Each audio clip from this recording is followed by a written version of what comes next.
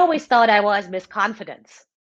The first time I realized that confidence is not a steady state, that it is not a matter of have or have not, was when I stopped speaking up in class in my PhD program.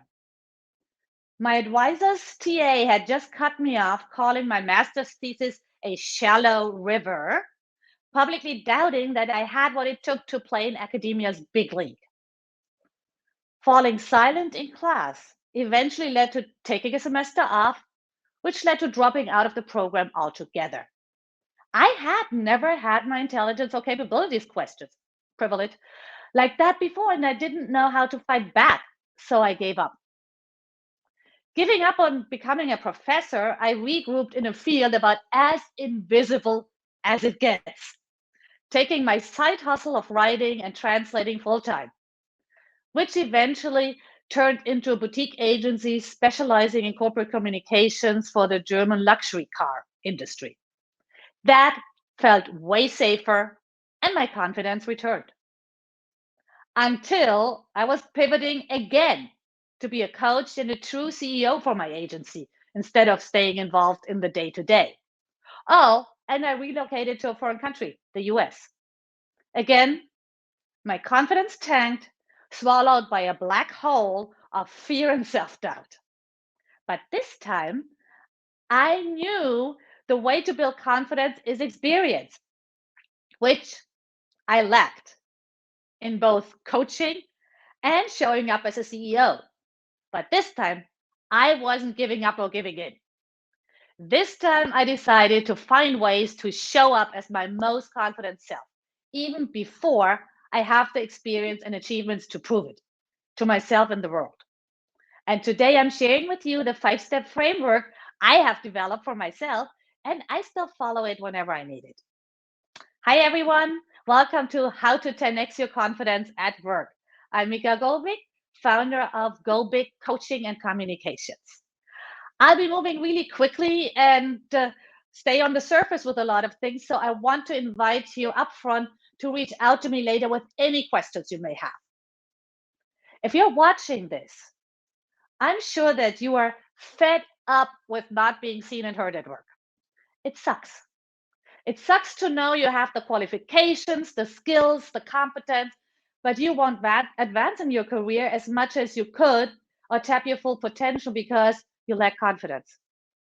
You probably wish to let your good work speak for itself. And I do too, but that's not the way things work.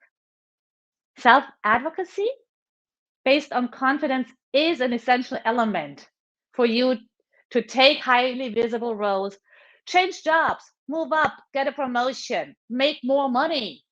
There are very tangible results involved in stepping up your confidence. Before we go into the 5 steps, let's agree on one assumption, shall we? Which is that confidence is something you can choose and create. You may not believe me yet, but bear with me, okay? So here goes. The 5 steps to 10x your confidence at work. Step 1, assess. First up, it's time to take stock. When were you at your most confident? Which situations come to mind? When do you feel confident today? What are you doing? This is a brainstorming exercise. So no thought is stupid or irrelevant. Write down everything that comes to mind, old memories, recent situations, work-related skills, private life highlights, big things, small things, all is valid and helpful. And if you think you've never been confident, drop that particular word, confident, and look at what you love to do, what you do well, what excites you, or what used to evoke these feelings in the past. Often enough, things come up that you may not think matter because they are not career related. But trust me, they are, because this is your confidence well to tap. Visualize situations that help you evoke this positive feeling and really notice how it feels in your body. Maybe it's energized, hyped even. Maybe it's calm and grounded. There's no right or wrong.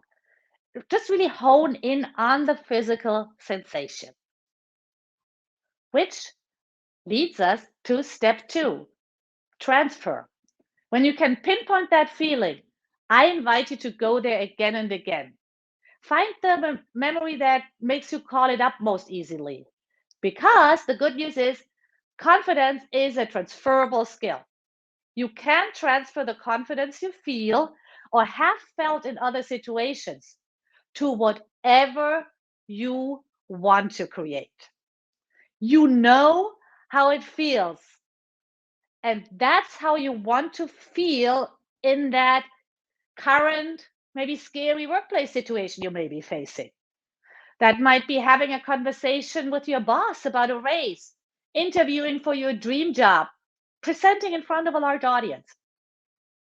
So now ask yourself, what do I have to think about this current situation to evoke the sense of confidence? The thought that works for you is highly personal. It may be, I know what I'm talking about. I'm very good at what I do. I deserve to make more money. I've spoken to groups before and I got good feedback. I'm invited for an interview, so obviously I meet the criteria of the job. Allow yourself some time to play around with the thought that really gets you into that good feeling, that confident feeling. That is when you can actually do the thing. And that's step three, act. There is no way around it. The next step is to do the thing. I mean, at this point, your brain will tell you, oh, no, no, no, no, no, no, no, no, no. We are not ready. We need to wait longer, get another certification, finish this current project first, wait until the children have left for college, whatever. I really hate to be the bearer of tough news here, but none of that is true. None of that is a reason.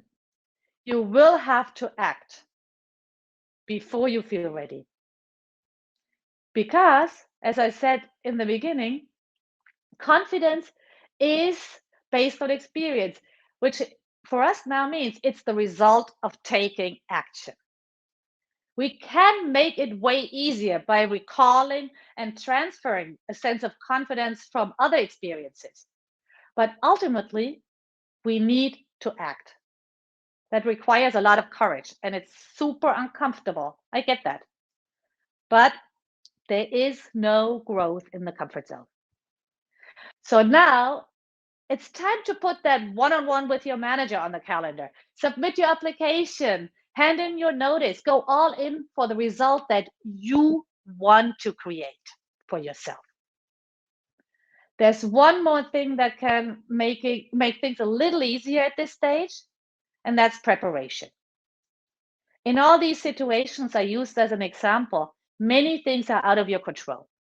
You cannot control how others respond to your application, your presentation, your request, but you have control over giving it your best.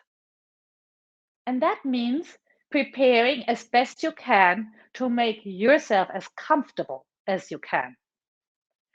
It won't make you magically feel ready, but in addition to everything else we talked about, it is your best tool.